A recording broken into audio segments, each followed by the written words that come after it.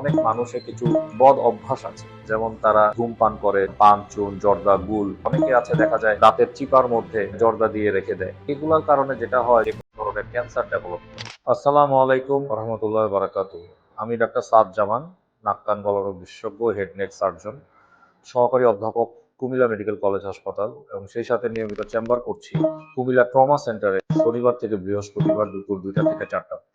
আজকে আপনাদের সাথে একটি গুরুত্বপূর্ণ বিষয় নিয়ে কথা বলার জন্য আবারও উপস্থিত হলাম। আমাদের আশেপাশে অনেক মানুষের যে রোগগুলা নিয়ে ভোগে এবং তাদের কষ্টের শেষ থাকে না, সেরকমই একটি রোগ নিয়ে কথা বলবো আজকে। যেহেতু আমি নাক কান গলার ডাক্তার, নাক কান গলার সাথে সম্পৃক্ত ক্যান্সার, এই ক্যান্সার নিয়ে আজকে আমি আপনাদের সাথে কথা বলতেছি। নাক কান গলার প্রত্যেকটা জায়গায় বিভিন্ন ধরনের ক্যান্সার হয়।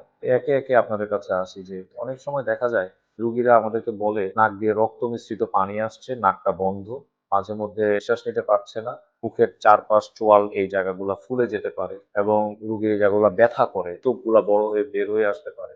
এরকমও সমস্যা নিয়ে কিন্তু রুগীরা আমাদের কাছে আসে।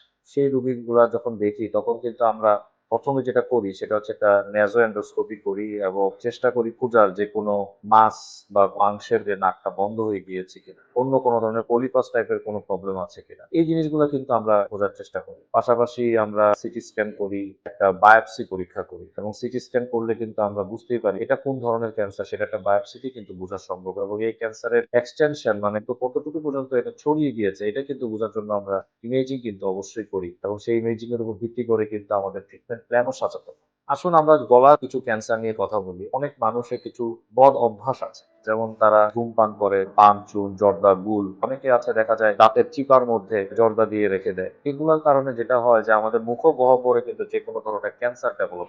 এই ক্যান্সার গুলা থেকে কিন্তু দেখা যায় ক্ষতর মতো সৃষ্টি হয়, তখন সেই জিনিসটা বোঝা যায়।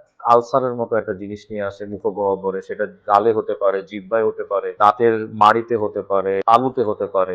মুখ হা করতে পারে না অনেক রোগী, প্রচন্ড ব্যথা থাকে, এবং অনেক সময় রোগী খেতে পারে না, খাবার মুখে দিলে মুখ জ্বলে, এই সমস্যাগুলা দেখা দেয়। দীর্ঘদিন যারা ধূমপান করে তাদের দেখা যায় যে গলার মধ্যে একটু ক্যান্সারের সমস্যা দেখা যায়, যেটা আমরা ষড়যন্ত্রের ক্যান্সার, ল্যারিঞ্জিয়াল ক্যান্সার যেটাকে বলি। ষড়যন্ত্রের ক্যান্সার যদি হয়, রোগীদের কিন্তু কণ্ঠস্বর কিন্তু পাল্টে যায়, এবং রোগী কিন্তু গলা ভাঙা নিয়ে কথা বলে। কোনো রোগী যদি 3 সপ্তাহ পর পর যদি গলা ভাঙা নিয়ে থাকে, একটা স্মোকার, তাকে অবশ্যই একটা এফওএল পরীক্ষা, যেটাকে বলে ফাইবার অপটিক ল্যারিঙ্গোস্কোপি, এটা কিন্তু খুব জরুরি, কারণ সেখানে কিন্তু ক্যান্সারের একটা সম্ভাবনা কিন্তু থেকেই যায়। আমাদের গলার সামনে একটা থাইরয়েড গ্ল্যান্ড, এই গ্ল্যান্ডেও কিন্তু ক্যান্সার হয়। এই গ্ল্যান্ডের ক্যান্সারের জন্য আসলে রেডিয়েশন মোস্ট ইম্পর্টেন্ট একটা কজ।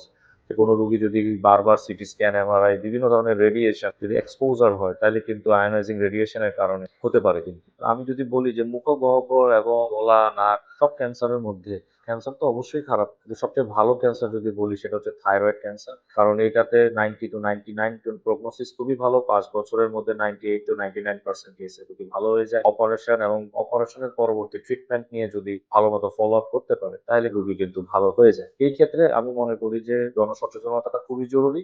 বিশেষ করে ধূমপান, জর্দা, গুল, পান, চুন, বিড়ি, সিগারেট, এই খাবারগুলো আপনারা একটু বন্ধ করে দিলে আমি মনে করি যে অনেকেই অনেক ধরনের সমস্যা থেকে পূর্ণভাবে নিরাময় সম্ভব। ধন্যবাদ সবাই।